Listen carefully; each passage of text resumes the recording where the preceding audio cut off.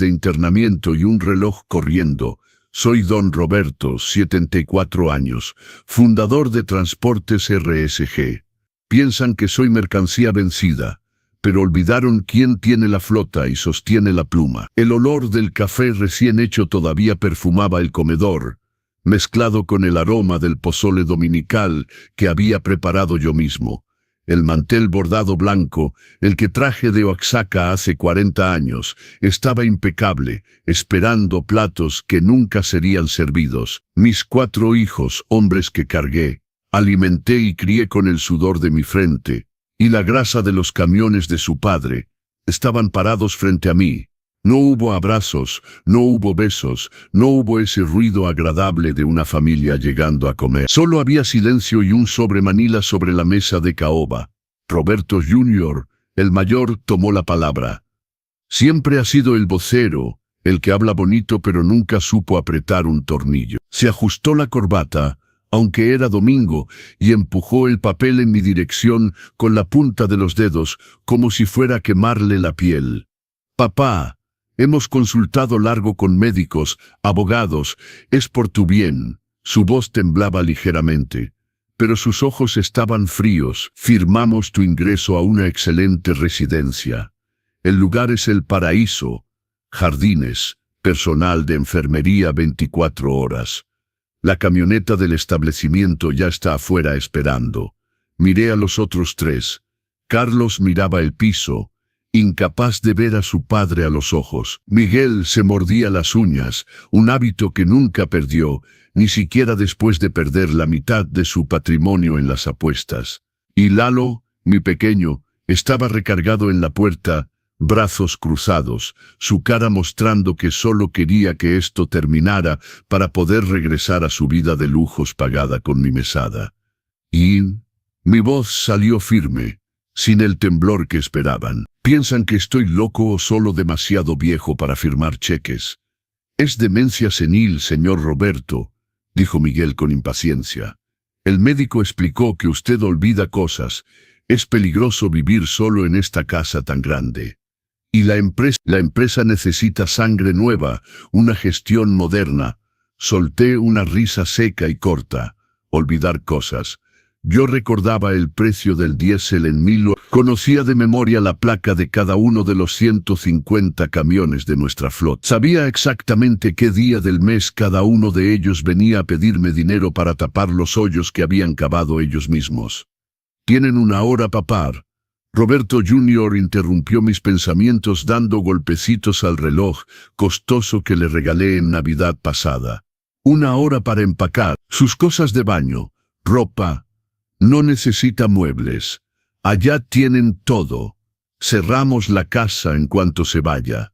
Sentí un dolor agudo en el pecho, un dolor físico agudo, como si una de esas correas de carga se hubiera roto y me hubiera golpeado de lleno. No era dolor de enfermedad, era dolor de traición. Miré alrededor de esta habitación. Cada foto en la pared, cada adorno en el estante, cada raya en el piso de madera tenía una historia. Aquí velé a su padre. Mi difunto Sergio, un hombre simple que comenzó con una vieja camioneta Ford y muchos sueños. Aquí curé rodillas raspadas, fiebres altas y desamores causados por novias ingratas. Y ahora me daban 60 minutos para resumir toda una vida en una maleta de viaje. El coche espera, repitió Lalo desde la puerta. Con la frialdad de alguien que despacha cualquier mercancía, me levanté de mi silla.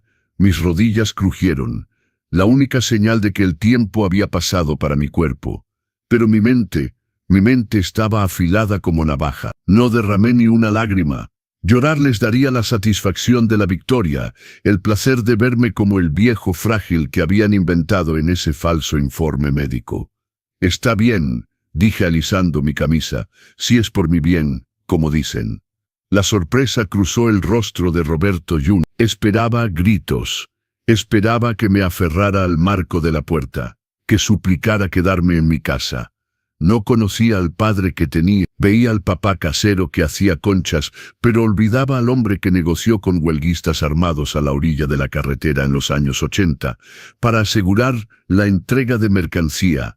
Caminé lentamente hacia el pasillo, sintiendo sus miradas quemar mi espalda. Subí las escaleras, escalón por escalón, posando mi mano en el barandal de madera maciza que Sergio lijó con sus propias manos. Entré a mi recámara y cerré la puerta. No la cerré con llave. No hacía falta. No tendrían el valor de entrar. Eran cobardes, y los cobardes no miran a las víctimas a los ojos cuando se asesta el golpe. Si aprecian esta historia de justicia y redención, presionen el botón de me gusta y suscríbanse a los consejos del abuelo para más lecciones de vida poderosa. Comenten abajo desde donde están mirando. Me encanta saber de los espectadores de todo el mundo. La recámara estaba oscura, las cortinas cerradas contra el sol fuerte de la tarde. Me senté en la orilla de la cama, un instante, permitiendo que mis manos temblaran solo unos segundos. Respiré profundo, oliendo el perfume de lavanda de las sábanas. Miré el retrato de Sergio en la mesa de noche. ¿Ves esto, viejo terco?, pensé. Malcriaste demasiado a estos muchachos. Les diste el pescado, la caña, y hasta pescaste por ellos. Ahora quieren todo el barco. Me levanté y agarré mi maleta de viaje. Esa maleta pequeña de piel café, que usaba para los viajes a Monterrey, para manejar asuntos sindicales. La abrí sobre la cama. ¿Qué lleva uno cuando lo expulsan de su propia vida? Guardé 3 mudas de ropa cómoda pero elegante. No iba a ese lugar vestido como mendigo. Guardé mis medicinas para la presión, mi rosario de madera y el portarretratos con la foto de Sergio. Fui al closet. Aparté los abrigos de invierno que casi nunca usaba y busqué el doble fondo en el cajón de los calcetines. Mis hijos pensaban conocer la casa, pensaban saber dónde estaba la caja fuerte, esa caja grande detrás del cuadro en el despacho donde guardábamos las escrituras viejas y dinero en efectivo. Probablemente ya habían dividido mentalmente esa caja 1000 veces. Pero Sergio me enseñó algo. Lo que es realmente valioso se guarda donde nadie lo imagina. Jalé el doble fondo del cajón y saqué una delgada carpeta de piel negra, casi imperceptible. Adentro no había dinero ni joyas.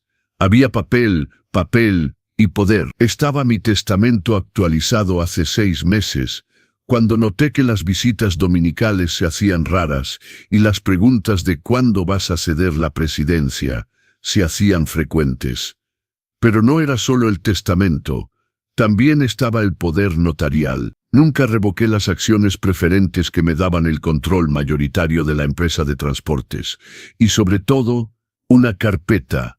Sí, una carpeta, porque un padre que es padre conoce a sus hijos, pero un hombre de negocios que es hombre de negocios audita hasta su sombra. En esa carpeta había recibos de desvío de fondos que Roberto Jr. hizo en la sucursal del sur para pagarle a su amante. Había pagarés de usureros que Miguel firmó a nombre de la empresa. Había estados de cuenta de viajes de negocios de Lalo, que en realidad eran fiestas en yates en Puerto Vallarta. Y Carlos, pobre Carlos, había prueba de la incompetencia, contratos firmados, sin leer que casi nos llevaron a la quiebra en 2019, que yo tuve que cancelar entre bastidores, sin que él lo supiera para evitar humillar al pobre muchacho. Apreté la carpeta contra mi pecho, mi corazón latía fuerte, pero no de miedo. Era adrenalina, la misma que sentía al cerrar un contrato de $1 millón. Pensaban internarme para tomar el control. No sabían que al sacarme de la casa, quitaban mis ataduras emocionales. En esta casa yo era papá, y los papás perdonan. Fuera de esta casa, sería solo Roberto, el accionista mayoritario. Y el accionista mayoritario no perdona las pérdidas. Miré el reloj, 20 minutos. Fui al baño, me lavé la cara, y apliqué mi lápiz labial rojo oscuro, el mismo tono que usaba en la inauguración de nuestra oficina central. Arreglé mi cabello blanco en un chongo firme. Puse mis lentes de lectura en la cadena dorada alrededor de mi cuello. Tomé la maleta de una mano y mi bolso con la carpeta negra de la otra. El bolso pesaba, no por el peso de los papeles, sino por el peso de la decisión que acababa de tomar. Iba a subir a ese coche. Iba a ese establecimiento. Los dejaría pensar que habían ganado, porque el efecto sorpresa es el arma más peligrosa en la guerra.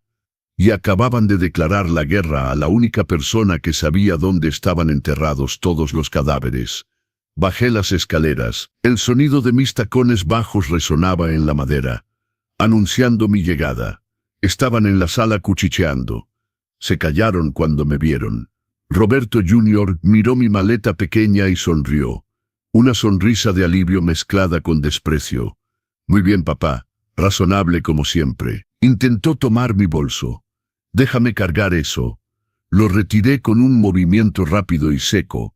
No toques mi bolso, Roberto. Mi voz salió baja pero filosa como navaja. La maleta puedes cargarla. El bolso se queda conmigo. Son mis documentos personales, cosas de viejo. Retiró su mano torpemente. Claro, vámonos. El chofer se impacienta. Salimos al porche. El sol de la tarde era hermoso, dorado sobre el jardín de bugambalias que mantenía con tanto cuidado. Miré las flores una última vez. Probablemente estarían muertas en un mes sin mi riego. Igual que su herencia estaría muerta antes de llegar a sus manos. Una camioneta Suburban negra con vidrios polarizados estaba estacionada en el portón. Un hombre de uniforme blanco bajó para abrir la puerta trasera. Parecía un coche fúnebre de lujo, listo para transportar el cadáver de mi libertad. Mis hijos se quedaron en el porche. Ninguno bajó hasta el coche conmigo. Se quedaron ahí, alineados como 4 zopilotes en un cable de luz, esperando la carroña. Carlos todavía tenía la decencia de verse triste, pero no lo suficiente como para bajar y detenerme. Antes de subir al coche, me detuve, me volteé hacia ellos. El viento despeinó ligeramente mi cabello, pero no me moví. Fijé la mirada en cada uno de ellos. Roberto Jr. el vacío, Carlos el débil, Miguel el jugador, Lalo el consentido. Olvidaron una cosa. Dije lo suficientemente fuerte para que me oyeran desde el porche. ¿Qué, papá? ¿Olvidaste una medicina?, preguntó Lalo, ya con mi llave del coche en la mano, haciéndola girar en su dedo. No respondí, solo sonreí, una media sonrisa que hizo fruncir el ceño a Roberto Jr. Olvidaron que yo fui quien les enseñó a caminar. Y quien enseña a alguien a caminar, también sabe cuándo jalar la alfombra. Subí al coche y cerré la puerta de un golpe. El chofer me miró por el espejo retrovisor, con esa mirada de lástima reservada para los viejos desechados. «¿A la residencia Los Jardines de Santa Elena, señor?», preguntó. Acomodé el bolso sobre mis rodillas, sintiendo la textura de la piel de la carpeta donde residía mi poder. «Sí, muchacho», dije, «a la residencia». Miré por la ventana mientras el coche se alejaba y vi a mis hijos entrar a la casa, palmadas en la espalda. Que los muchachos jueguen a ser dueños del mundo por unos días. El coche aceleró, dejando atrás 60 años de vida y 4 extraños que alguna vez llamé mis hijos. Me dieron una hora para empacar, pensando que terminaban mi historia. No sabían que esto era solo el primer párrafo de un nuevo capítulo. Y en ese capítulo, la pluma estaba en mi mano. Apoyé mi cabeza en el asiento de piel fría y cerré los ojos, pero no para dormir. Mi mente funcionaba a 1000 por hora. Lo primero que haría al llegar a ese establecimiento sería pedir un teléfono. Si pensaban que el aislamiento bastaría para detener a Roberto de Transportes RSG, estaban muy equivocados. La carretera pasaba rápido afuera. El silencio del coche era absoluto. Pero dentro de mí, el ruido era de un motor arrancando. El viejo se iba. ¿Quién regresaría? No tenían ni idea. La justicia es lenta, dicen. Pero en mi caso, llegaría en un tráiler de 40 toneladas sin frenos. No olviden suscribirse y activar las notificaciones para no perderse lo que pasa después. Este abuelo está a punto de darles a sus hijos una lección que nunca olvidarán. El portón de hierro forjado de la residencia, Los Jardines de Santa Elena, se cerró detrás de mí con un sonido sordo, pesado, definitivo. El sonido me recordaba una puerta de contenedor sellándose en el puerto, encerrando la mercancía para un largo viaje. Solo que esta vez, la mercancía era yo. La camioneta negra maniobró por la entrada pavimentada, deslizándose suavemente hasta la recepción que parecía más un lobby de hotel 5 estrellas. Lámparas de cristal, alfombras persas, sillones de terciopelo, todo hermoso, todo caro, todo pagado con el dinero que había sudado para ganar y que mis hijos ahora gastaban para deshacerse de mí. Roberto Jr. había dicho que era el paraíso. Había olvidado que hasta el paraíso tiene barrotes y que una jaula bonita no le da alas a quien nació para volar. El chofer, un joven silencioso que seguía órdenes sin preguntar, me abrió la puerta. Bajé lentamente sintiendo el aire acondicionado frío del establecimiento chocar con mi piel caliente. Mi bolso estaba firmemente bajo mi brazo, pegado a mis costillas. El chofer dejó la maleta pequeña en la entrada. Señor Roberto, qué placer recibirlo. Una mujer alta en traje beige, impecable, y una sonrisa que no llegaba a sus ojos vino a mi encuentro. Soy la doctora Claudia, directora de la unidad. Sus hijos hablaron maravillosamente de usted. Dijeron que estaba senil. Eso fue lo que dijeron. Pensé, pero mantuve mi rostro sereno. Sonreí esa sonrisa de abuelito que solo quiere hacer crucigramas. El disfraz perfecto. Muy amable de su parte, mi estimada, respondí, espesando un poco mi voz para parecer más frágil. El lugar es muy impresionante. Hagamos su inscripción y llevémoslo a sus habitaciones. Va a adorar nuestra rutina. Tenemos musicoterapia los martes, aquaeróbicos. Mientras hablaba, mis ojos escaneaban el entorno. No buscaba la belleza de la decoración, buscaba las salidas de emergencia, las cámaras de seguridad, el flujo del personal. Un hábito tomado a fuerza de pasar una vida preocupándome por logística y robo de mercancía. Vi 2 cámaras en la recepción, una en el pasillo principal. El escritorio de la recepcionista tenía una computadora y un teléfono fijo. Había un guardia de seguridad discreto cerca del elevador. Debo recoger sus pertenencias para el inventario, querido, dijo la doctora Claudia extendiendo la mano hacia mi bolso. Es política de la casa por su seguridad. Sentí un escalofrío recorrer mi columna vertebral. Si ella ponía las manos en la carpeta negra, el juego terminaría antes de empezar. Si veían la carpeta, llamarían a Roberto Jr. inmediatamente.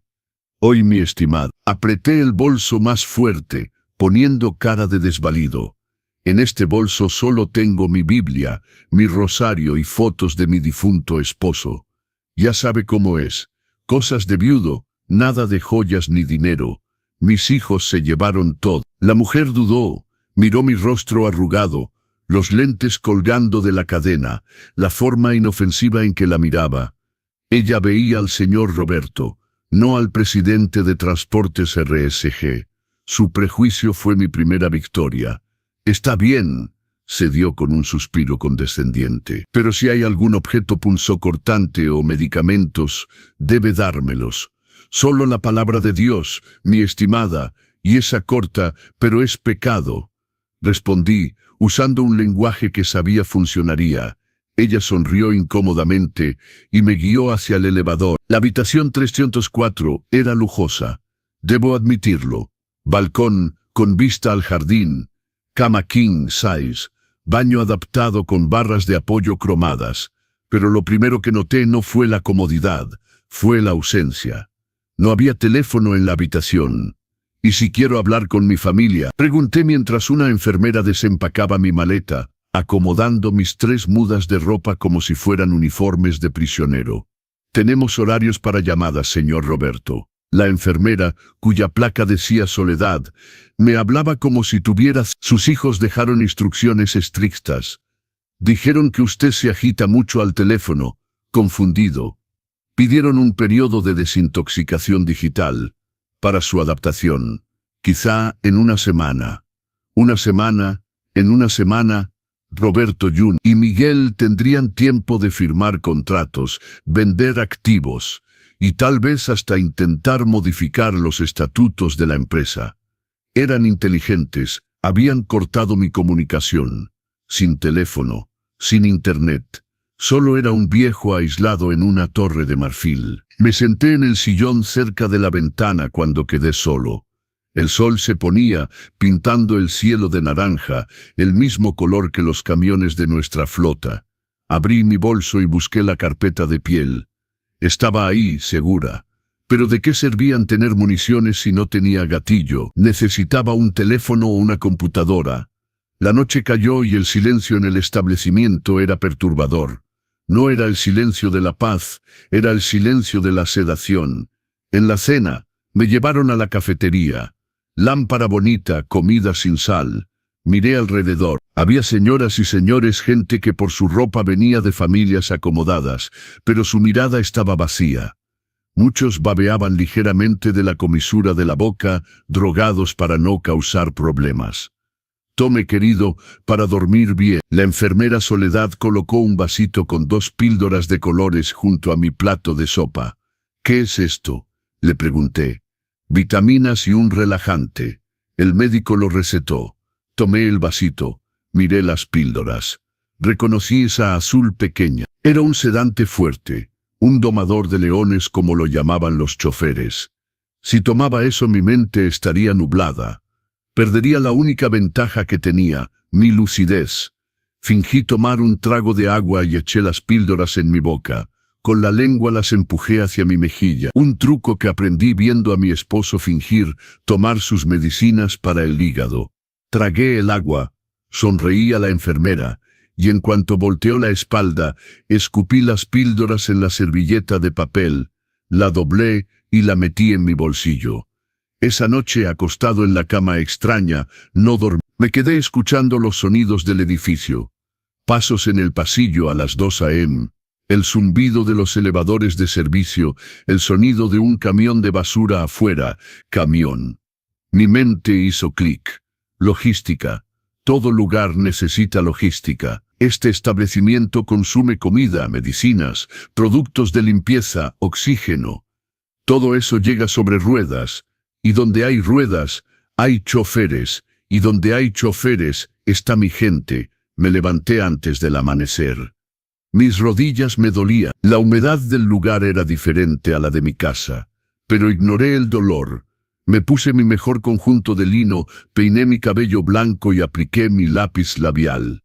Si iba a la guerra, iría en uniforme. Bajé al jardín en cuanto liberaron las habitaciones a las 7 a.m. El aire estaba fresco. Caminé por los senderos de piedra, fingiendo admirar las orquídeas, pero mis ojos buscaban la zona de servicio. La encontré en la parte trasera, escondida detrás de un seto de hibiscos. Había movimiento. Una camioneta blanca Nissan descargaba cajas de suministros. El chofer, un hombre fornido de unos 50 años, con una toalla en el hombro y una gorra vuelta al revés, revisaba un portapapeles. Me acerqué lentamente. El guardia de la garita de seguridad estaba distraído en su teléfono. Ironía, tenía lo que yo más necesitaba, y no lo valoraba. Me detuve cerca del seto. El chofer de la camioneta maldecía por lo bajo cuando se cayó una caja. ¿Qué demonios con esta guía de entrega?, gruñó, limpiándose el sudor de la frente. ¿Es un error de facturación o falta confirmación de entrega?, pregunté con voz firme. El hombre se sobresaltó y me miró. Vio a un hombre de 74 años parado en medio de los arbustos. «Buenos días, señor», dijo algo torpemente. «Solo algunos problemas con el papeleo aquí, cosas de entrega. Si el manifiesto no coincide con la carga, no firme el recibo», dije acercándome. «Regla número 1, si firma, la pérdida es para usted». Me miró con curiosidad, entrecerró los ojos. Ese no era el discurso de un abuelito de residencia, era el discurso de la carretera. «Usted entiende de esto, hijo. He transportado México sobre mi espalda desde antes de que nacieras. Soy Roberto de Transportes RS». Los ojos del hombre se abrieron como platos. Se quitó la gorra en un gesto automático, casi instintivo de respeto. En el mundo del transporte, Transportes RSG era una leyenda. Pago puntual, tarifas de flete justas, respeto para los choferes. Señor Roberto, el rey de la carretera, parecía incapaz de creerlo. Mi padre trabajó para usted en los años 90. El mulo de fierro. ¿Se acuerda? Sonreí, una sonrisa verdadera por primera vez en 24 horas. Me acuerdo, era un Dina azul. Tu padre era Tomás de Guadalajara. Así es. Me llamo Clemente. Sonrió, mostrando un diente de oro. Pero, ¿qué hace usted aquí, señor? Escuché que todavía manejaba todo en la oficina. Estoy tomando unas vacaciones forzadas, Clemente, dije bajando la voz y mirando alrededor. Mis hijos piensan que estoy muy viejo. Me encerraron aquí y me quitaron mi teléfono. La expresión de Clemente cambió. El respeto se transformó en indignación. La clase trabajadora entiende la injusticia mejor que nadie, y los choferes odian la traición. Le quitaron su teléfono, señor. Eso es una porquería. Don Sergio se voltearía en su tumba. Clemente, necesito un favor. Fui directo al grano. No había tiempo que perder. No necesito dinero ni rescate. Necesito una línea. Necesito hacer una llamada. Miró al guardia de la garita, luego a mí. Sin dudar, metió la mano en el bolsillo de su jean desgastado y sacó un teléfono celular con pantalla fisurada. Tiene crédito, señor Roberto. Puede usarlo. Voy a distraer al verificador. Aquí. Tomé el aparato con manos temblorosas. Este pedazo de plástico y vidrio barato valía más que todo el oro que había dejado en la caja fuerte de la casa. Marqué el número de memoria. No era el número de mi casa ni el de la empresa. Era el número personal del licenciado Aguirre. Mi abogado personal desde 30 años, el único que Roberto Jr. no podía comprar porque Aguirre tenía principios y porque yo pagaba el triple. Sonó una vez, 2 veces, 3 veces. Bueno, la voz adormilada de Aguirre respondió. Aguirre, soy yo. No digas mi nombre, solo escucha. Roberto, Dios mío, ¿dónde estás? Roberto Jr. me llamó diciendo que habías tenido un malestar, que estabas incomunicado en un establecimiento. Preparaba un amparo pero tienen un dictamen médico. Olvida el amparo por ahora, Aguirre.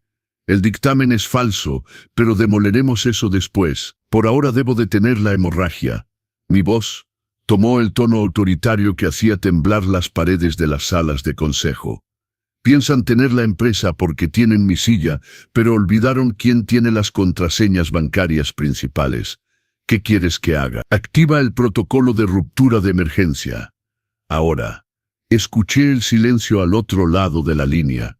El protocolo de ruptura de emergencia era una medida de seguridad extrema que creamos hace 10 años para casos de secuestro o coerción. Bloqueaba todas las cuentas holding, congelaba transferencias y ponía los activos de la empresa en estatus de auditoría forense inmediata. Nadie entra, nadie sale, ni un peso. Roberto, eso va a paralizar la flota, causar el caos. Los muchachos no podrán ni pagar el diésel de la semana próxima. Exacto, Aguirre. Miré el jardín bien cuidado del establecimiento, imaginando la cara de Roberto Jr., cuando la tarjeta de empresa fuera rechazada en el restaurante de lujo. Quieren jugar a los empresarios, pues van a aprender la primera lección. Sin tesorería, el motor se atora. ¿Y tú estás seguro? Estoy en el centro de distribución, Aguirre, bromeé mirando a Clemente que cuidaba la entrada. Tengo mis contactos. Bloquea todo y prepara el papeleo para la retoma. Quiero una auditoría sobre cada factura que Miguel emitió en los últimos 5 años. Entendido, considéralo hecho. En 10 minutos el imperio se detiene. Colgué y borré el registro de la llamada. Devolví el teléfono a Clemente. Gracias, hijo. No sabes lo que acabas de hacer. Lo sé, señor Roberto. Estoy ayudando al patrón a poner orden en la casa. Hizo un guiño. Vengo aquí todos los lunes y jueves. Si necesita algo, hágase el disimulado y dígale al cuate de la carretera. Roberto no se retiró, solo se detuvo a cargar gasolina. Regresé al jardín principal con mi corazón latiendo en un ritmo regular y fuerte. Caminé hasta una banca de madera bajo un árbol frondoso. Abrí mi bolso, saqué mi rosario y comencé a rezar como un buen viejito inofensivo. Mientras pasaba las cuentas de madera entre mis dedos, Comencé a imaginar lo que pasaba allá afuera. En este momento, Roberto Jr. debía estar llegando a la oficina, sentándose en mi sillón de piel, poniendo sus pies sobre mi escritorio de caoba. Debía estar llamando a la secretaria, pidiendo un espresso y sintiéndose como el rey del mundo. Pronto su teléfono sonaría. Sería el director del banco. Señor Roberto, tenemos un problema. Las cuentas están congeladas. Todas. Luego Carlos llamaría del departamento de compras. Roberto Jr., los proveedores de diésel no recibieron el anticipo, cortaron el suministro. Y Lalo, llamaría desde la agencia de importados donde probablemente intentaba comprar un coche nuevo con el bono que pensaba obtener. La tarjeta está bloqueada, hermano. El pago no pasó. Una sonrisa fina nació en mis labios. Me habían dado 1 hora para salir de la casa. Tomé menos de 5 minutos para quitarles el piso bajo sus sus. Miré mis manos. Eran manos arrugadas con manchas de edad, venas prominentes, manos que habían lavado ropa en tinas de cemento, que habían cambiado llantas de camión bajo la lluvia, que habían firmado contratos de millones de pesos. Ellos miraban estas manos y veían debilidad, veían el pasado. Lo que no comprendían es que el pasado es la fundación. Y cuando uno toca la fundación de un edificio sin saber lo que hace, el techo se derrumba sobre la cabeza. La doctora Claudia apareció en la puerta de vidrio que daba al jardín, haciéndome señas. Señor Roberto, es hora de la terapia ocupacional. Vamos a hacer pintura en tela hoy. Me levanté lentamente, apoyándome en la banca. Guardé el rosario. «Ya voy, estimada», grité de regreso con voz temblorosa. Caminé hacia ella, dócil como un cordero. Por dentro era un lobo que acababa de encerrar a los zorros en el gallinero y tirar la llave. Querían mi internamiento. Pues bien, ahora estaba seguro aquí, con cama, comida y ropa limpia. Ellos allá afuera iban a enfrentar el verdadero infierno. Y lo mejor de todo, sin papá para limpiar el desorden. Si las cosas se intensifican, si adoran esta clase magistral de estrategia, presionen el botón de me gusta y suscríbanse a los consejos del abuelo. Dejen un comentario diciéndome desde dónde están mirando. ¿Están en el equipo Roberto o los hijos merecen otra oportunidad? Entré a la sala de arte, tomé un pincel y miré el lienzo virgen. La profesora, una joven animada, preguntó: «¿Qué va a pintar hoy, señor Roberto?» «Un paisaje, flores». Mojé el pincel en la pintura roja, un rojo vivo, color de alerta, color de pérdida, color de sangre. «No, mi estimada», respondí comenzando a trazar líneas firmes sobre el lienzo. «Hoy voy a pintar una tormenta. Y el primer trueno está a punto de estallar sobre los teléfonos de mis hijos». El jueves, día de entrega, fui a encontrar a Clemente en la parte trasera. Esta vez no necesitaba esconderme tanto. La seguridad del establecimiento estaba más relajada conmigo. Después de todo, yo era el abuelito amable que pintaba cuadritos. Clemente descargaba cajas de pañales para adultos. Se veía tenso. «Señor Roberto», susurró apoyándose en la cerca, «las cosas se están poniendo locas allá afuera. Dime todo, Clemente». La flota de la sucursal de Monterrey se detuvo temprano esta mañana. Sin diésel, la estación Socia cortó el crédito. Los choferes están furiosos, señor. Descubrieron que la dirección no había pagado los viáticos de comida. La gente habla de paro general el lunes. Excelente, respondí secamente. ¿Y mis hijos? Roberto Jr. corrió a su vieja secretaria, doña Marta, porque no sabía dónde estaba la libreta de contraseñas principales. Carlos, bueno, dicen que Carlos se presentó a la empresa con un ojo morado hoy. Parece que los cobradores no les gustan los retrasos. Sentí una punzada de lástima por Carlos. Siempre fue el más débil, el que seguía a los demás. Pero la lástima no paga las cuentas. Y él firmó mis papeles de internamiento con sus hermanos. Uno cosecha lo que siembra, Clemente. Ten cuidado. Saqué un pedazo de papel doblado del bolsillo de mi camisa. Este es el número del presidente del sindicato de choferes, el Grande Mac. Es mi compadre. Llámalo. Dile que el patriarca envió un mensaje. ¿Cuál es el mensaje, señor Roberto? Dile que la dirección actual es ilegítima, y si estalla el paro, que estacionen los camiones frente a la casa de Roberto Jr. en el fraccionamiento Bosques del Pedregal.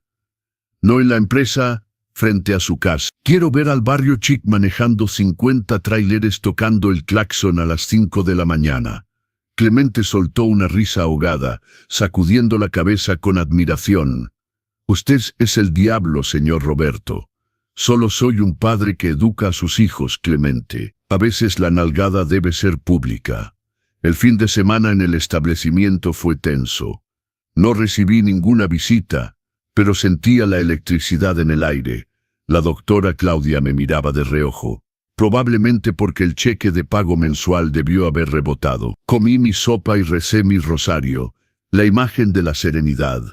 Pero por dentro era el lobo que acababa de encerrar a los zorros en el gallinero y tirar la llave. Pero el lunes trajo la confrontación que esperaba. Estaba en mi habitación cuando la puerta se abrió sin tocar. No eran enfermeras, eran los cuatro. Roberto Jr., Carlos usando lentes oscuros para ocultar su ojo morado, Miguel y Lalo, y esta vez no había máscara de buen hijo. Entraron como pandilla. Lalo cerró la puerta con llave y se recargó en ella. La habitación parecía demasiado pequeña para tanta testosterona herida y rabia barata. Se acabó el teatro. Roberto Jr. siseó. Ni siquiera me llamó papá. Sabemos que fuiste tú. Continué sentado en el sillón, tejiendo una bufanda que nunca se terminaría. ¿Yo? ¿Yo qué? Aguirre, dijo Miguelo, su voz temblando de rabia. El abogado del banco se le salió. Dijo que una orden de auditoría forense fue presentada por el licenciado Aguirre a nombre del accionista mayoritario. Bloqueaste todo. Ah, Aguirre. Dejé de tejer y puse las agujas sobre mis rodillas. Es un buen hombre. Siempre muy eficiente.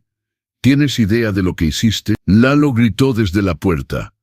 Hay choferes haciendo una carne asada en mi banqueta.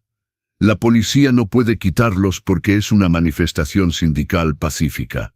Mi esposa salió de la casa con los niños. Destruiste mi vida. Ustedes me dieron una hora. ¿Se acuerda? Hablé suavemente, pero mi voz llenó la habitación. Me levanté lentamente. No necesitaba apoyo. Me paré derecho frente a ellos. El viejo senil se había ido a pasear. El que estaba aquí era el dueño de la flota. Una hora para empacarse. Pensaron que podían tirarme como una llanta vieja y quedarse con el camión rodando. Vas a desbloquear las cuentas ahora. Roberto Jr. avanzó un paso amenazante. O vamos a presentar un interdicto total. Probaremos que estás loco, que estás dilapidando el patrimonio. Solté una risa corta. ¿Dilapidar? Roberto Jr., desviaste 200,000 pesos de la sucursal del sur para comprarle un departamento a tu amiguita en Cancún. Vi el color abandonar su rostro. Y tú, Miguel, las facturas de mantenimiento fraudulentas. Cambiamos el mismo motor, Cummins, 4 veces en el mismo mes. ¿Crees que no leo los reportes? El silencio que cayó en la habitación era pesado, sofocante. Carlos bajó la cabeza. Lalo dejó de hacer girar la llave del coche en su dedo. Se dieron cuenta de que esto no era solo un bloqueo bancario. Yo sabía todo. La carpeta, susurró Miguel, la carpeta negra que desapareció de la caja fuerte.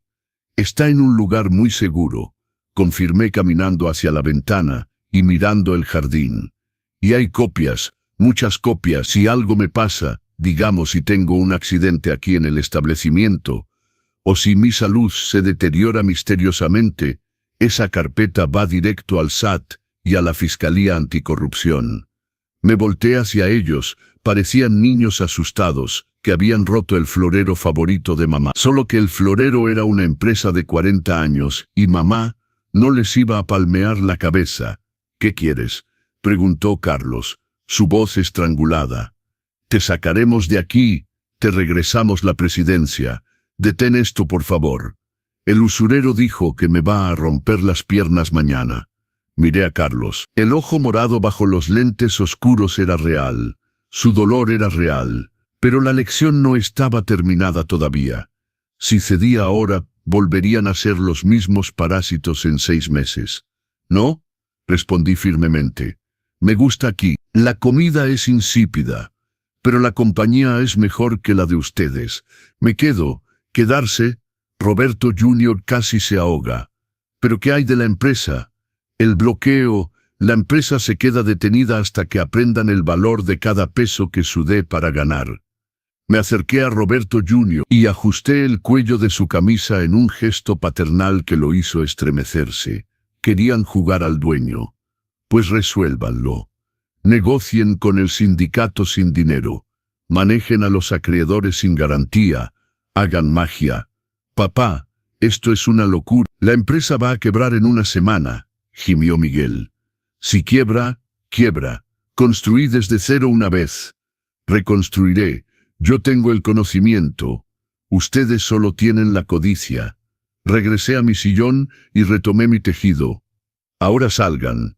Es hora de mi telenovela. Y díganle a la doctora Claudia que su pago se retrasará este mes. Se quedaron congelados un momento, atónitos, incapaces de procesar la inversión de poder. Yo, el prisionero, tenía la llave de sus celdas. Ellos, los carceleros, estaban atrapados en la libertad que tanto querían. Uno por uno salieron de la habitación. El sonido de sus pasos en el pasillo era el sonido de la derrota. Estaba solo de nuevo. La habitación estaba silenciosa, pero mi mente estaba ruidosa. Había presionado el botón nuclear. La empresa sangraba. Mis hijos estaban en peligro real. Carlos podría realmente resultar lastimado. Sentí un tirón en el corazón. Era el instinto paternal que gritaba que lo salvara, que firmara el cheque, que arreglara todo como siempre lo había hecho. Pero tragué las lágrimas.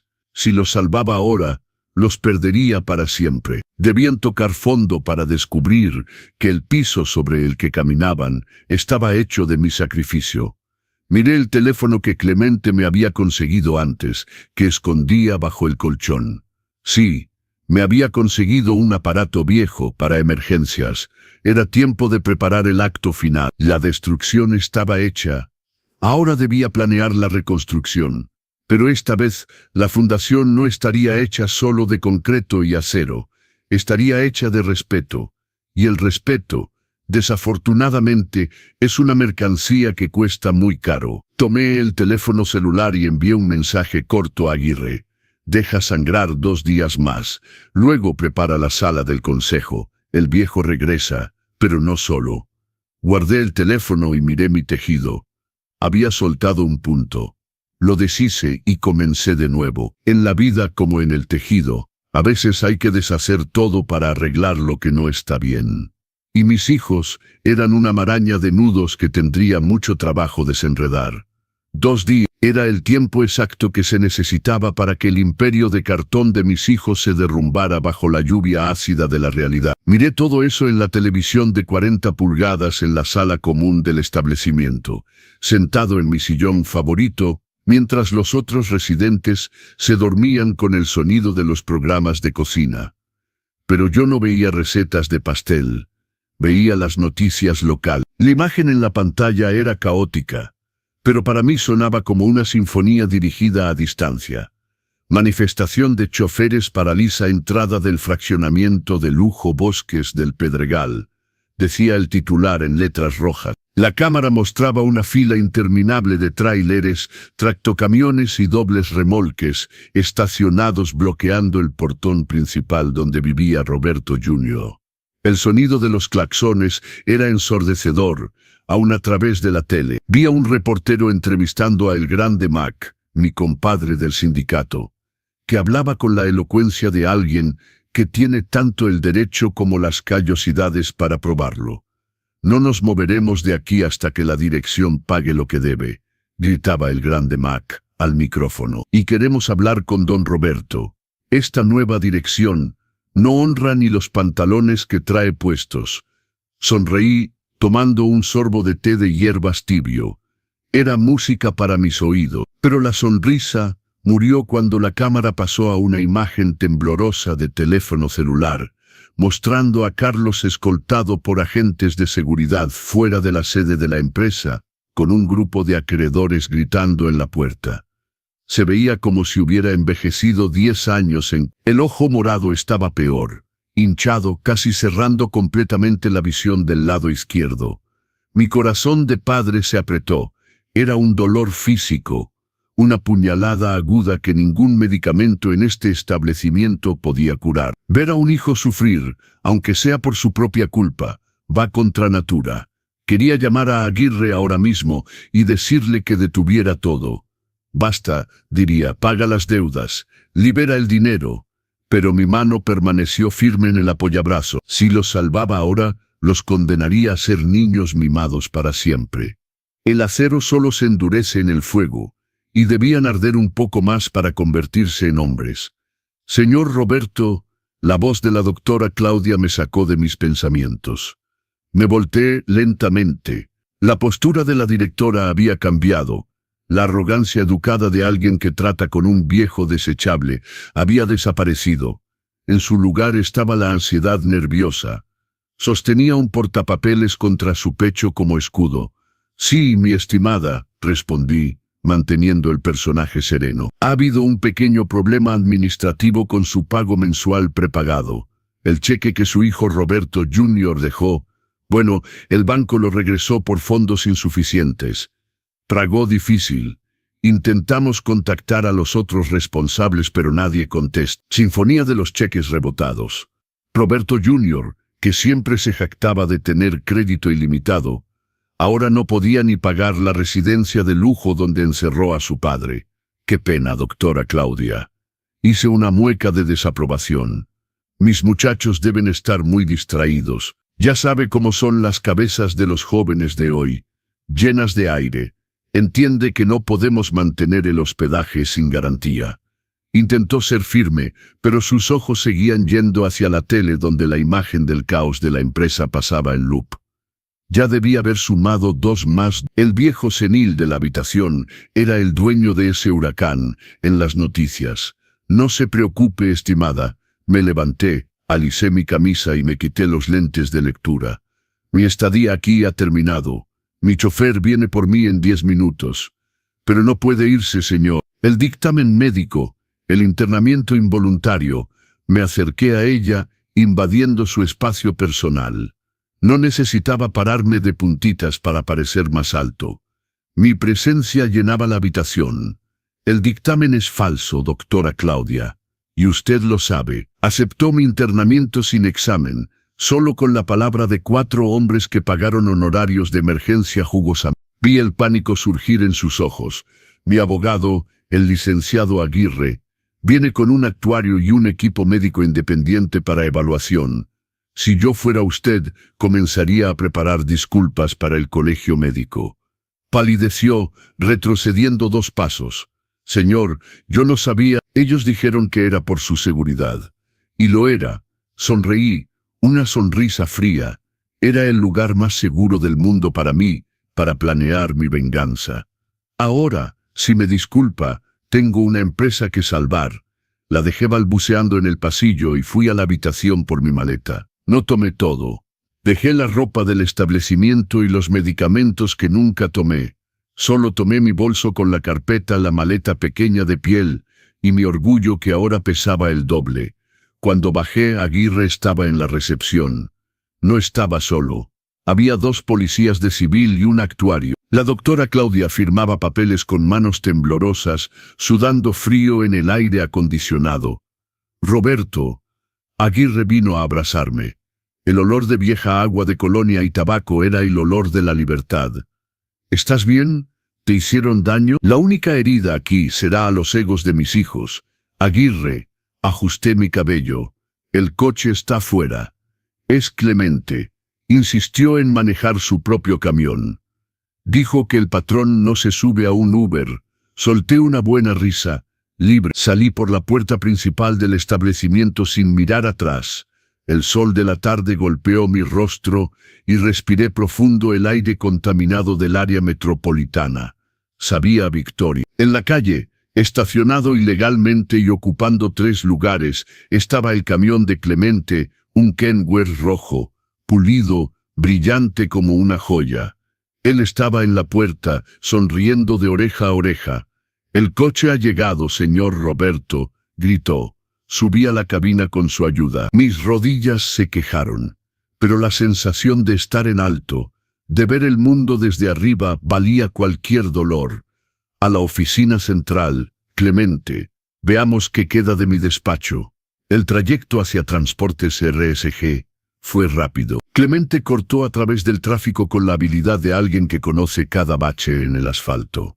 Cuando llegamos al patio de la empresa, la escena era de guerra. Había pancartas, llantas quemadas en la acera, el olor a hule quemado entraba por las ventanas y mucha gente gritando. Pero cuando el camión rojo apareció en la esquina y Clemente tocó el claxon en un ritmo específico, 3 cortos, 2 largos, el viejo código anunciando la llegada del patrón, el silencio se esparció como una ola. Bajé. Aguirre estacionó su coche justo atrás.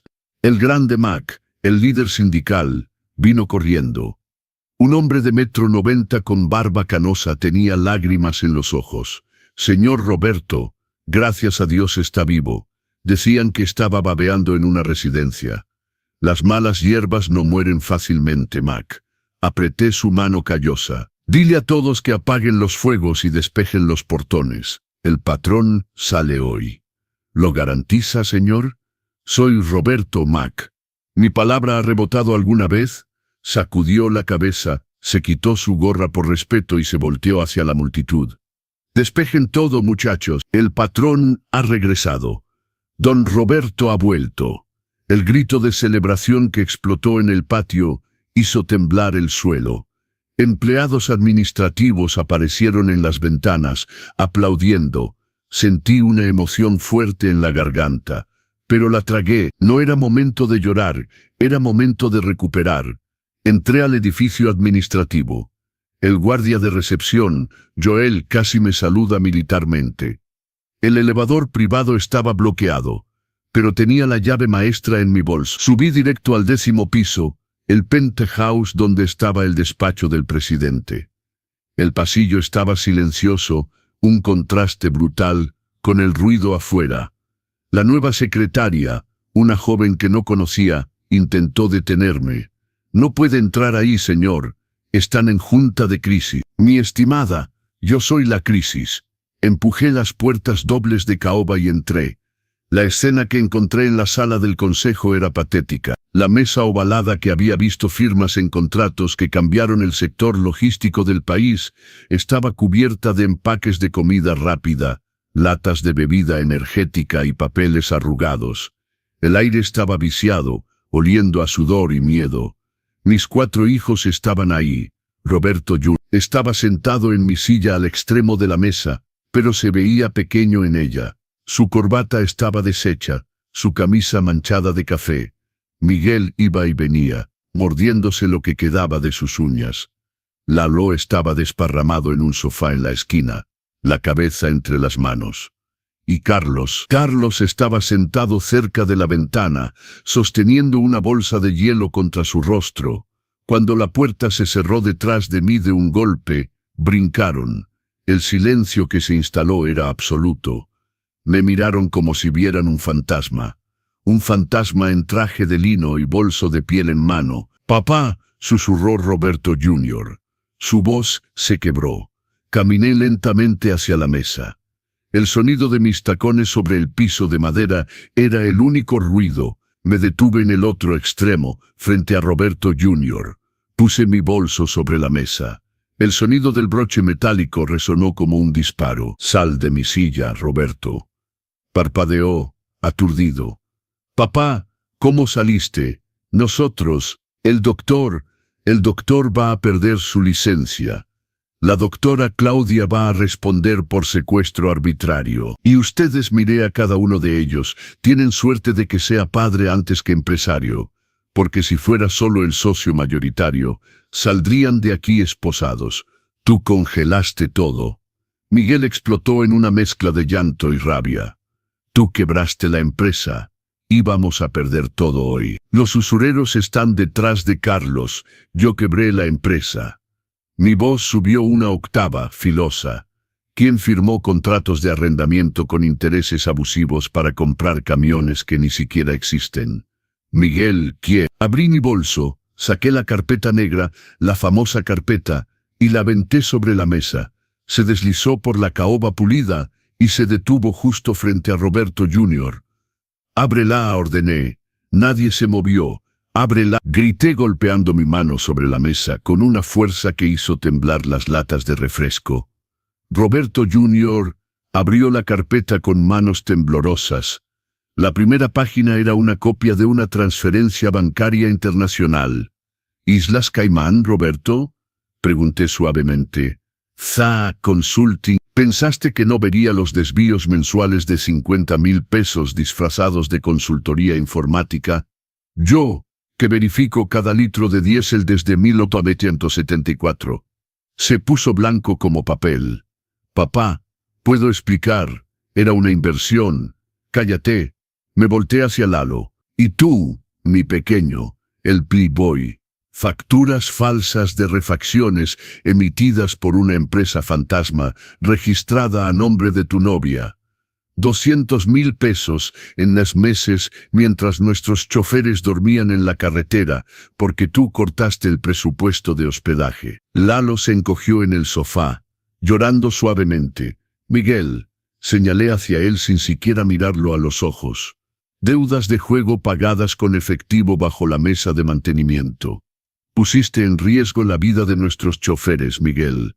Refacciones reacondicionadas vendidas como nuevas. Si un camión hubiera perdido los frenos y matado a alguien, la sangre habría estado en tus manos». Miguel se derrumbó en una silla, cubriéndose el rostro. Me acerqué a Carlos. No me miró. El ojo morado palpitaba. Era el único que parecía realmente avergonzado. «Y tú, Carlos, el débil, firmaste deudas que no eran tuyas para intentar impresionar a estos tres buitres. ¿Y ahora quién paga? La empresa». «Lo siento, papá», sollozó. «No sabía decir que no, pues vas a aprender, porque a partir de hoy la palabra no será lo que más escuches». Regresé al extremo de la mesa. Roberto Jr. todavía estaba sentado ahí, paralizado. Dije: «Sal de mi silla». Se levantó tropezando, casi cayendo. La postura de CEO visionario había desaparecido. Todo lo que quedaba era un hombre mediocre que había intentado usar zapatos demasiado grandes. Me senté. El cuero de la silla crujió, moldeándose a mi espalda como un viejo abrazo. Puse mis codos sobre la mesa, entrelacé mis dedos y miré a los 4 hombres derrotados frente a mí.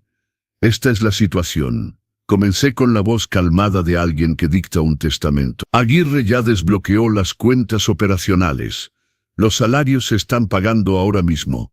Los proveedores críticos recibirán el pago antes de que termine el día. El paro terminó». Suspiraron de alivio, pero continué y el aire se puso pesado de nuevo. Su vida fácil terminó con el paro. «¿Qué vas a hacer?», preguntó Roberto Jr., intentando recuperar un hilo de dignidad.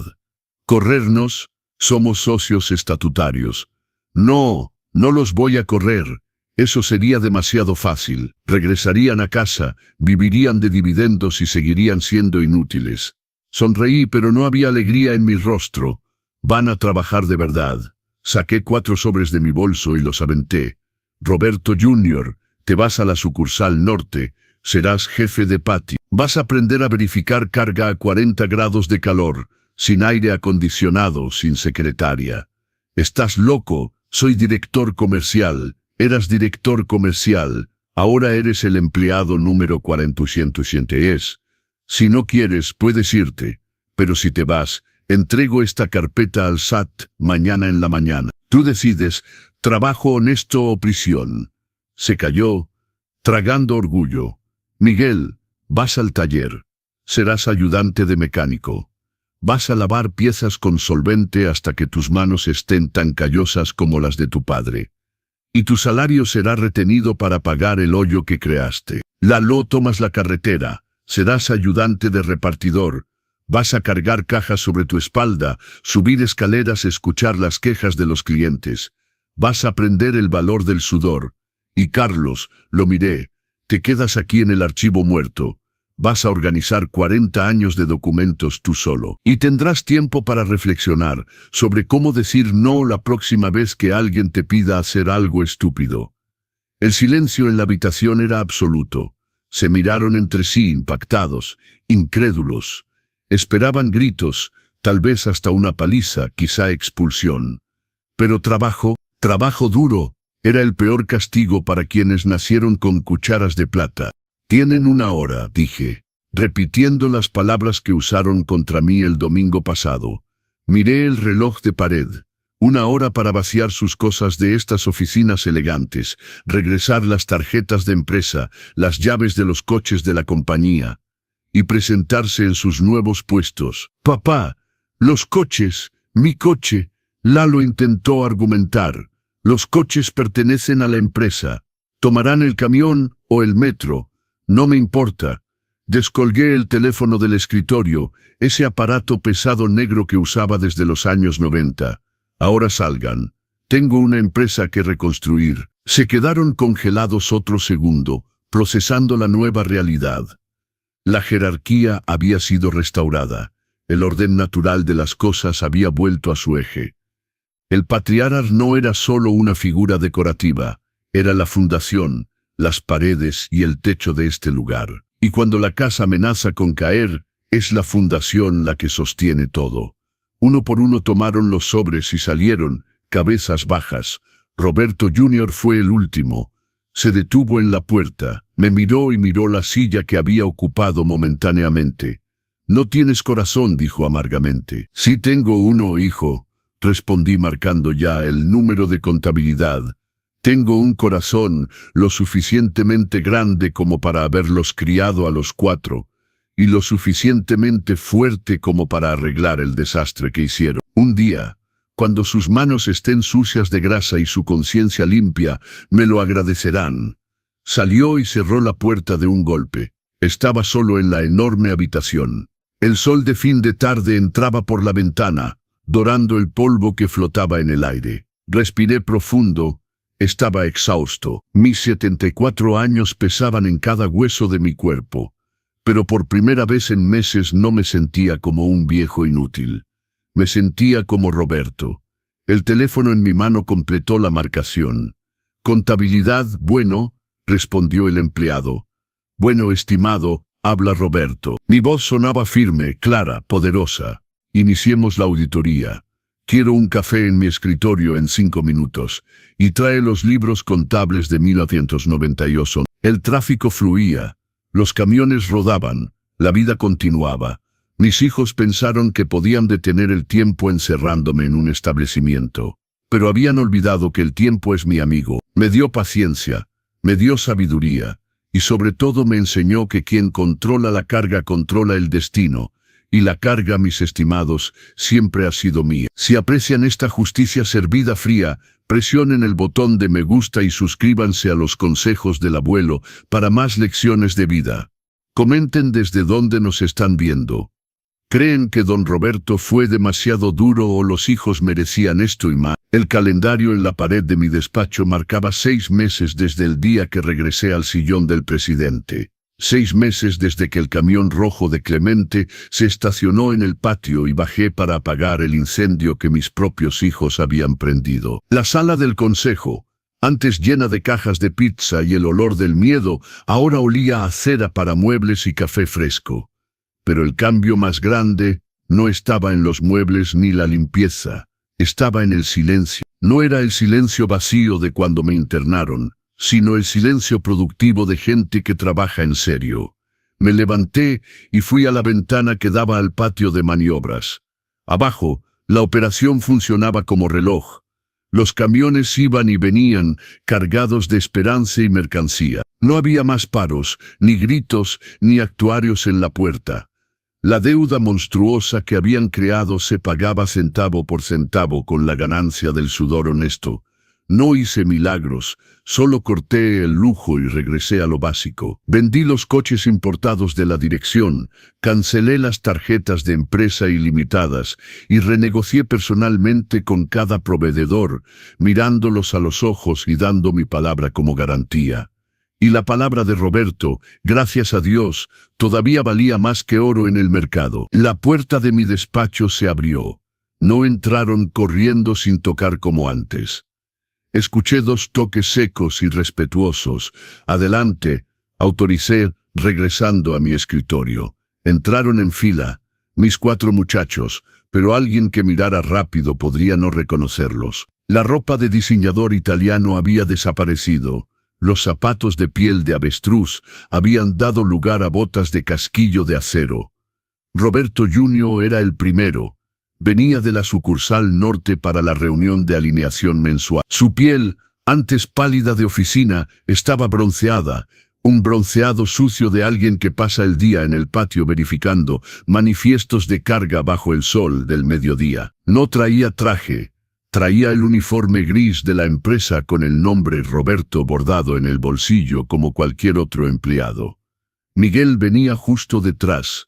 Sus manos, ¡ay, las manos de Miguel! Sus uñas roídas por la ansiedad habían desaparecido. Ahora sus manos eran gruesas, callosas, con esa grasa negra que se infiltra en los dedos y no sale ni con cepillo metálico. Traía un ligero olor a diésel y trapo. Lalo, mi pequeño, parecía haber ganado unos 5 kilos, pero no de whisky y botanas.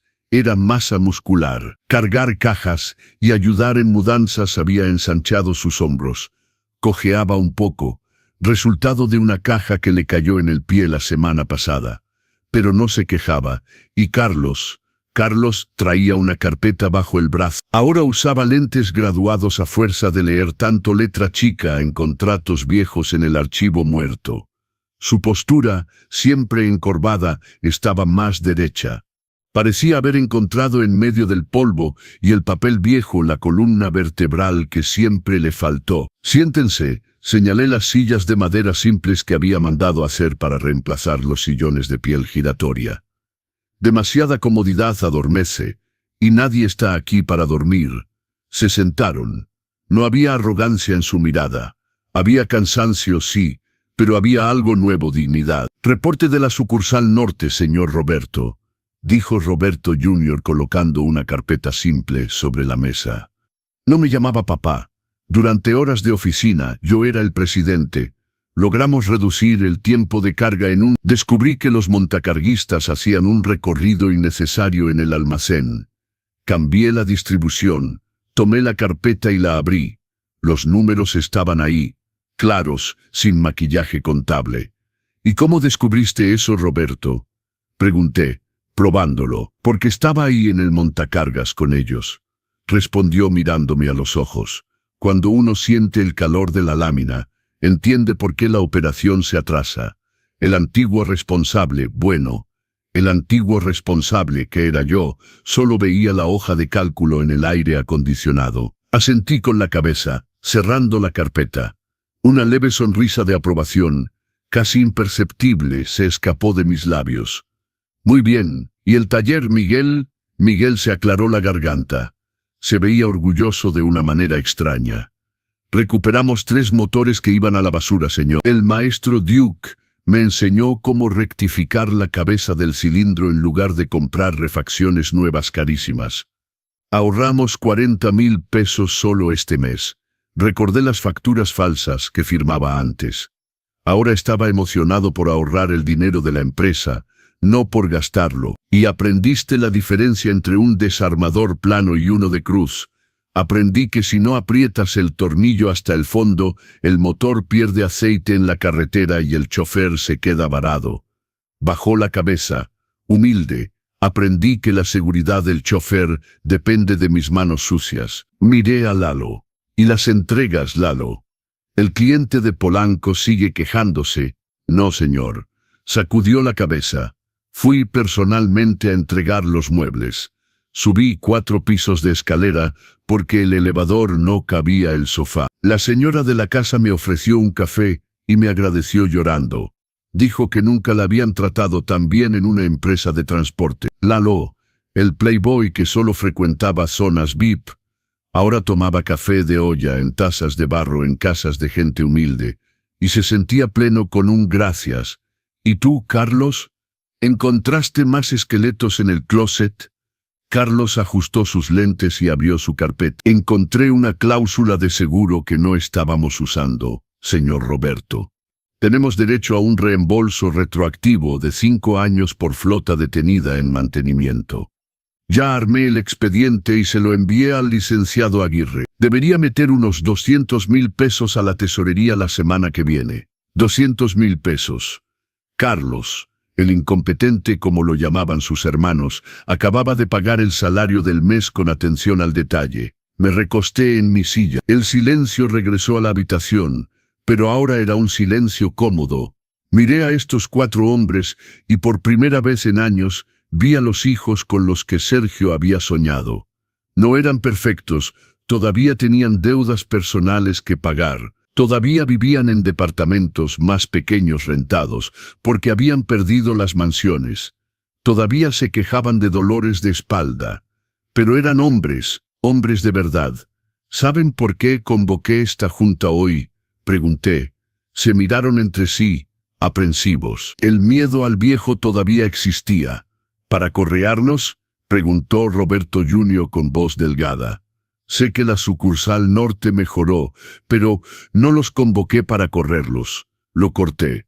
Los convoqué porque hoy es viernes y en Transportes RSG, los viernes es día de paga. Saqué 4 sobres Manila del cajón. Eran los recibos de nómina. Salarios de mercado compatibles con las funciones que ahora ejercían. Jefe de patio, ayudante de mecánico, ayudante de repartidor, archivista, sin bonos de millones de pesos, solo lo que era justo. Empujé los sobres a través de la mesa.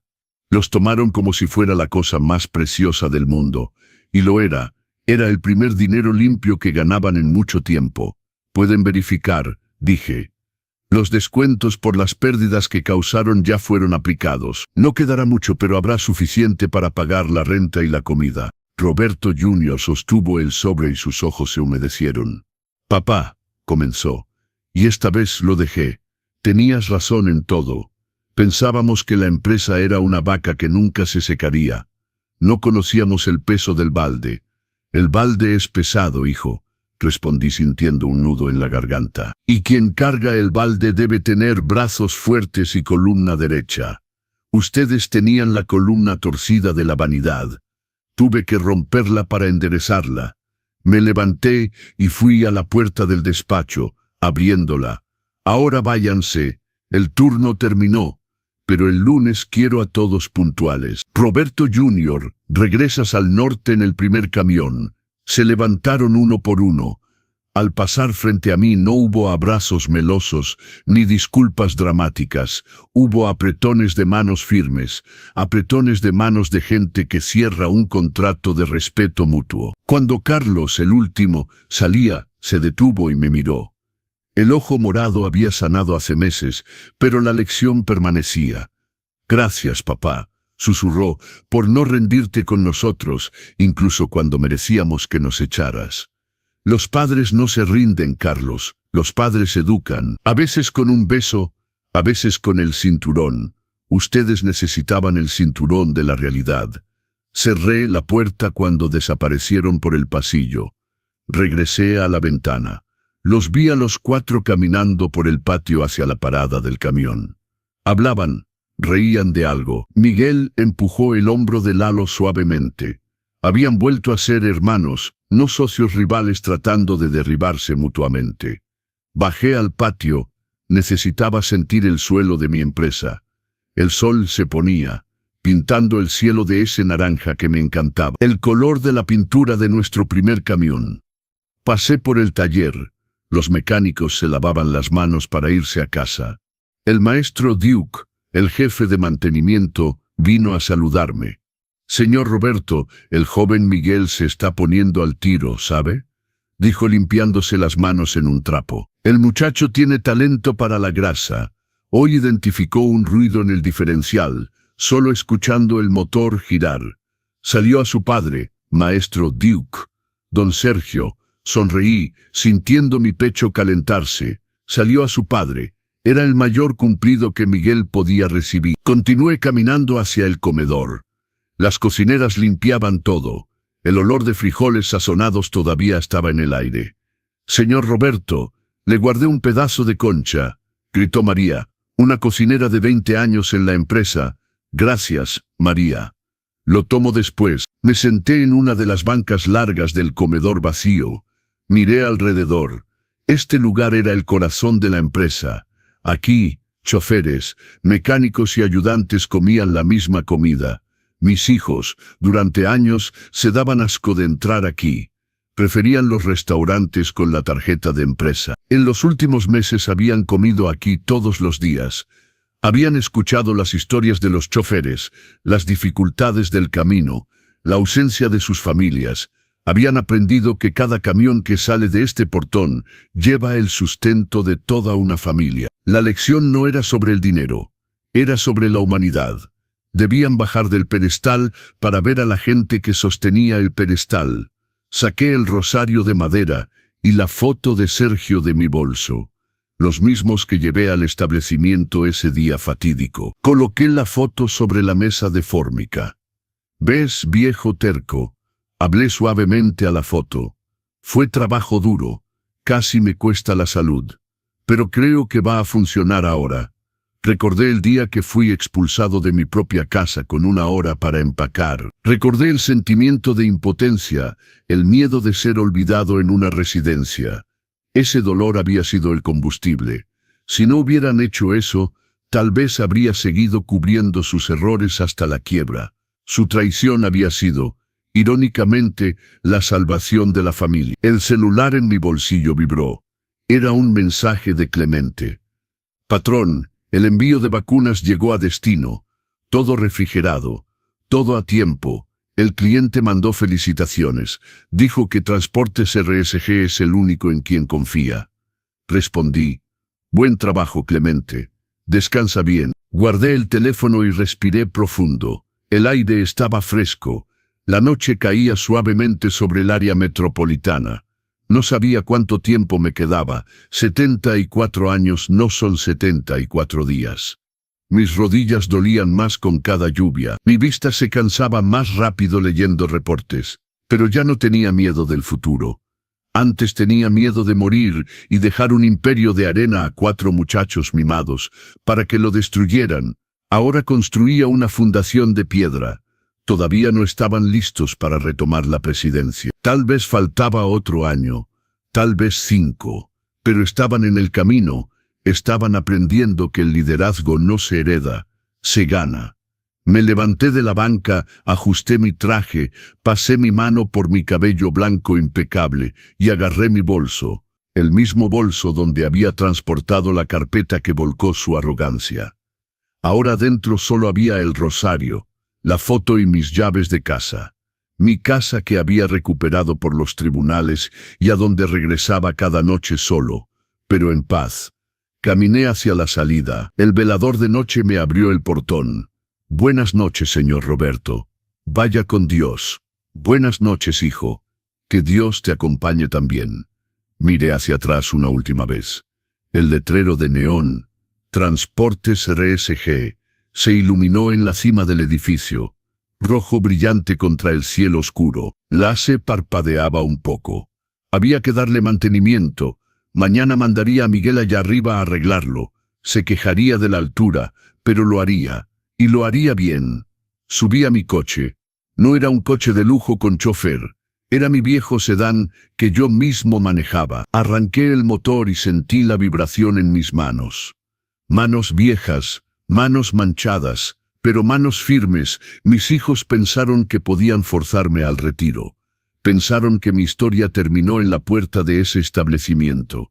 No sabían que la mejor parte de todo libro es siempre el final. Cuando todos los hilos se anudan y uno entiende el porqué de cada sufrimiento. Metí primera y arranqué lentamente. La carretera estaba abierta frente a mí. Y mientras tuviera diésel en las venas y la pluma en la mano, nadie decidiría mi destino por mí. El patriarca estaba vivo y la flota nunca había estado en mejores manos. No olviden suscribirse y activar las notificaciones para no perderse lo que pasa después en los consejos del abuelo. Este padre acaba de darles a sus hijos una lección que nunca olvidará. Comenten desde dónde están viendo y díganme si han vivido alguna situación de traición familiar. Sus historias me inspiran. El jueves, día de entrega, volví a encontrar a Clemente en la parte trasera del establecimiento. Esperen, me equivoqué de timeline. Ya no estoy en el establecimiento. Estoy en mi despacho, libre. Déjenme contarles el verdadero final de esta historia. Pasaron 3 años desde ese día. 3 años desde que me dieron una hora para empacar y pensaron que me estaban encerrando. 3 años desde que activé el protocolo de ruptura y les mostré quién realmente tenía el poder. La empresa no solo sobrevivió, floreció. Roberto Jr. ahora es director de operaciones. Un director de verdad, no de título. Conoce cada ruta, cada cliente, cada chofer por nombre. Y los choferes lo respetan porque sudó con ellos. Miguel dirige el departamento de mantenimiento. Implementó un programa de refacciones reacondicionadas que ahorra millones al año sin comprometer la seguridad, porque ahora sabe la diferencia. Lalo maneja el área de servicio al cliente, y es bueno en eso. Porque aprendió que tratar bien a la gente no cuesta dinero, cuesta humildad. Carlos es subdirector administrativo. El archivo que organizó reveló tantas oportunidades perdidas que ahora es experto en encontrar dinero donde otros ven polvo. Y yo sigo en mi silla. Todavía firmo los contratos grandes. Todavía tomo el café a las 7 a.m. Pero ahora sé que cuando me vaya y me iré algún día, porque así es la vida, la empresa estará en buenas manos. Manos callosas, manos humildes, manos que conocen el peso del balde. Esa hora que me dieron para empacar fue la mejor hora de mi vida, porque en esa hora empaqué algo que ellos no vieron. Empaqueté la lección más importante que un padre puede dar. No les di pescado, no les di la caña. Les quité el bote y los hice nadar. Y ahora saben pescar. Hoy es domingo, el mismo día de la semana en que me dieron esa hora para empacar. Pero este domingo es diferente. El olor del pozole recién hecho perfuma la casa de nuevo. La misma receta. El mismo mantel bordado de Oaxaca sobre la mesa. Pero esta vez los platos no esperan vacíos. Escucho el ruido de coches llegando. Puertas que se cierran. Voces en el jardín, risas, risas genuinas, no risas nerviosas de quien planea una traición. La puerta se abre y entran mis 4 hijos, pero no vienen solos. Roberto Jr. trae a su esposa, Laura, y a mis 2 nietos. Los niños corren hacia mí gritando, abuelo, y se trepan a mis rodillas. Laura me besa la mejilla y me da un ramo de flores de bugambilia del jardín de su casa. Gracias por invitarnos, don Roberto, dice ella. Ya no me dice suegro con ese tono obligado. Ahora hay respeto genuino en su voz. Miguel viene con su novia nueva, una muchacha sencilla que trabaja en el departamento de recursos humanos de la empresa. Nada que ver con las modelos que traía antes. Esta tiene los pies en la tierra y lo mira con amor, no con interés. Carlos trae a su esposa e hija. La niña, mi única nieta, corre a mostrarme su dibujo de la escuela. Es un camión rojo. Es como los de la empresa del abuelo, dice orgullosa. Y Lalo viene con su familia, su esposa que había huido de la casa cuando los camiones bloquearon la calle. Regresó. Y regresó porque Lalo cambió. Ya no es el playboy irresponsable. Es un hombre que llega a casa a las 6 p.m. y juega con sus hijos. Se sientan alrededor de la mesa. La misma mesa donde hace 3 años me dijeron que estaba senil. La misma mesa donde empujaron los papeles de internamiento. Pero hoy no hay papeles Manila. Hay servilletas de tela, platos de pozole humeante, tortillas recién hechas, aguacate, limones, rábanos. Vamos a dar gracias, digo. Nos tomamos de las manos alrededor de la mesa. Un círculo completo. Un círculo que se rompió y que tuve que reparar con mano dura. Señor, comienzo, gracias por esta familia. Gracias por darme la fuerza para hacer lo que tenía que hacer, no lo que era fácil. Gracias por estos hombres que volvieron a ser mis hijos. Amén, amén, responden todos. Comemos, no en silencio tenso, sino con conversación. Roberto Jr. cuenta cómo solucionaron un problema de logística en Monterrey. Miguel se emociona hablando de un motor que rescataron. Lalo habla de una señora que lloró de agradecimiento por la entrega. Y Carlos saca de su portafolio una carpeta. Papá, dice nervioso, encontré algo en el archivo. El comedor se queda en silencio. Todos lo miran. Encontré las cartas que don Sergio te escribió cuando estaba en la carretera. Hay como 100 cartas. Están amarillas, pero se pueden leer. Pensé que te gustaría tenerlas. Me entrega la carpeta. La abro con manos temblorosas. Ahí está la letra de Sergio. Mi querido Roberto, hoy llegué a Veracruz.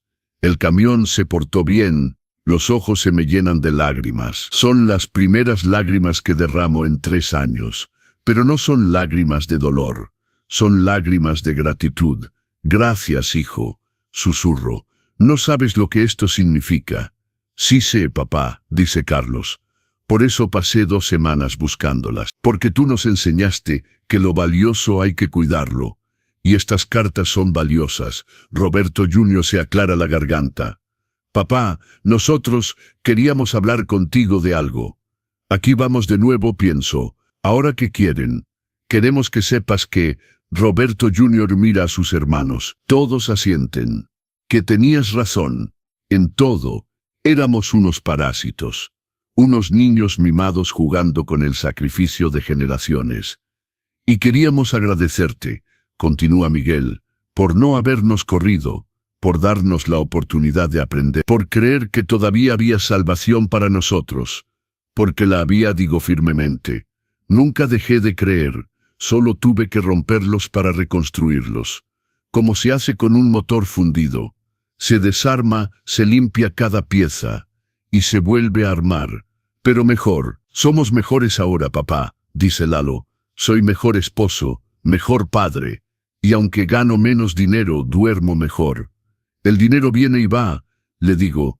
La dignidad, una vez perdida, cuesta sangre recuperarla. Terminamos de comer. Los niños corren al jardín. Las esposas ayudan a recoger la mesa aunque les digo que no hace falta. Me quedo en la sala con mis 4 hijos. Nos sentamos, ellos en los sillones, yo en mi silla favorita. ¿Se acuerdan del día que me internaron? Pregunto. Se miran entre sí, incómodos. Todos los días, dice Roberto Jr. Es el día que más vergüenza me da en la vida. A mí también, dice Carlos. Todavía tengo pesadillas donde estoy en tu lugar. Bien, digo. Nunca lo olviden. Porque el día que se les olvide, volverán a ser lo que eran. Saco algo de mi bolsillo. Es un sobre. Este sobre, les digo, contiene mi testamento actualizado. Cuando yo muera, y algún día moriré, no soy eterno, ustedes heredarán la empresa en partes iguales. Se ven sorprendidos. ¿No vas a desheredar a nadie?, pregunta Miguel. Después de lo que hicimos, los voy a desheredar si vuelven a ser idiotas, digo firmemente. Pero si siguen siendo los hombres que son ahora, la empresa es de ustedes. La construí para ustedes. Solo que ahora sé que no la destruirán. No la destruiremos, papá. Promete Roberto Jr. Te lo juramos por don Sergio. Por don Sergio, repiten los otros 3. Me levanto y voy al librero. Saco la carpeta negra. La famosa carpeta que los hizo temblar. ¿Ven esto? La levanto. Esta carpeta tiene copias de todas las porquerías que hicieron. Desvíos, fraudes, incompetencia. Se encoge. Hoy, frente a ustedes, voy a quemar esta carpeta. ¿Qué? Roberto Jr. se para de golpe. ¿Por qué? Porque ya no la necesito. Ya no son esos hombres. Y yo no soy el tipo de padre que guarda rencores para siempre. Voy a la chimenea. Aunque estamos en México y hace calor, esta casa tiene chimenea porque Sergio la quería. Prendo el fuego. Eco la carpeta. Las llamas consumen los papeles, los secretos, las pruebas, todo se convierte en ceniza. Ahora digo volteándome hacia ellos, empezamos de ser, no como padre e hijos que se traicionaron, sino como familia que se perdonó. Los cuatro se paran, vienen hacia mí, y por primera vez en 3 años nos abrazamos. Un abrazo de hombres, un abrazo donde puedo sentir los músculos que ganaron trabajando, donde puedo oler el jabón de mecánico que Miguel todavía usa aunque ya no esté en el taller todos los días. Los amo, muchachos, les digo. Nunca dejé de amarlos, ni siquiera cuando firmaron esos papeles. Nosotros también te amamos, papá, dicen entre lágrimas. Nos separamos. Roberto Jr. se limpia los ojos. Una cosa más, papá. Queríamos proponerte algo. ¿Qué cosa? Que te retires de verdad, no de la forma en que lo intentamos hacer nosotros, sino que te retires dignamente, que sigas en el consejo, que sigas firmando lo importante, pero que nos dejes manejar el día a día. Miro a los cuatro. Hace 3 años esta propuesta me habría dado un infarto. Hoy solo me da paz. ¿Se sienten listos? Sí, dicen al unísono. Entonces está bien, pero con una condición. ¿Cuál? Que cada domingo, sin falta, vengan a comer. Todos, con esposas, con niños, con novias. Que esta mesa nunca vuelva a estar vacía. Trato hecho, dice Roberto Jr. Extendiendo la mano, se la estrecho.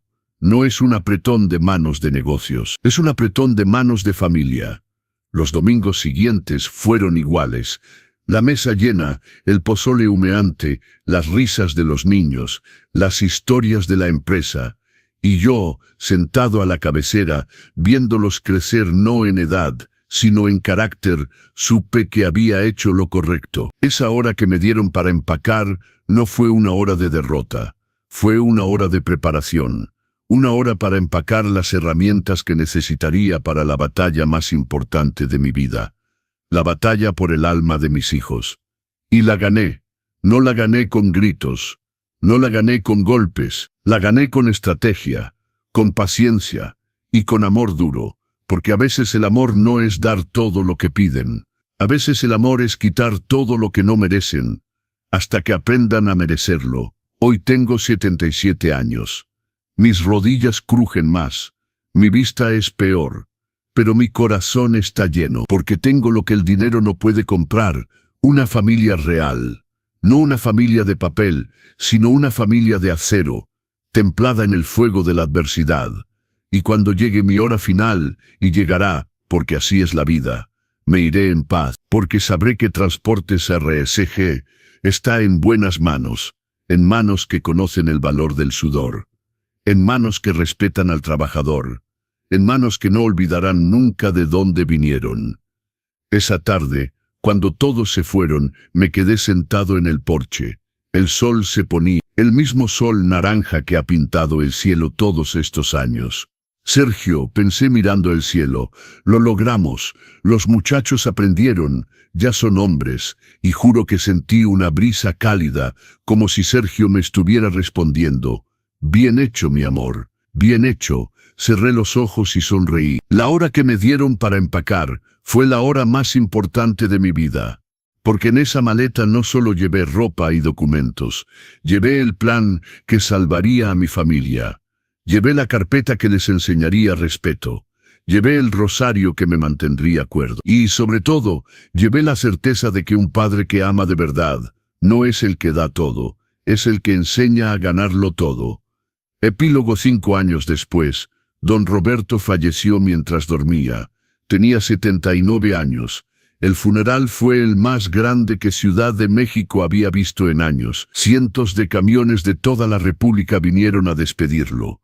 Bloquearon 4 avenidas, pero esta vez nadie se quejó, porque todos sabían que estaban despidiendo a una leyenda.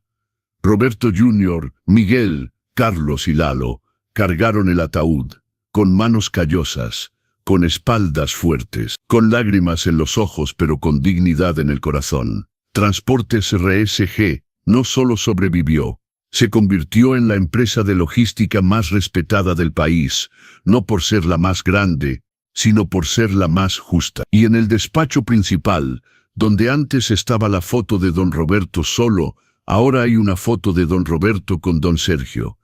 Y abajo una placa. Un padre no es quien da todo, es quien enseña a merecerlo todo. Don Roberto Rodríguez, 10 minumentos y vivirán por generaciones, porque esa hora de empaque sembró semillas que dieron frutos por décadas. Si esta historia les tocó el corazón, denle me gusta y suscríbanse a los consejos del abuelo. Compartan esta historia con alguien que necesite aprender que el amor duro es el amor verdadero. Comenten, ¿qué fue lo que más les impactó de la historia de Don Roberto? ¿Han tenido que tomar decisiones difíciles con familia? Recuerden, la mejor herencia no es el dinero, es la educación, el carácter y la dignidad. Hasta la próxima historia.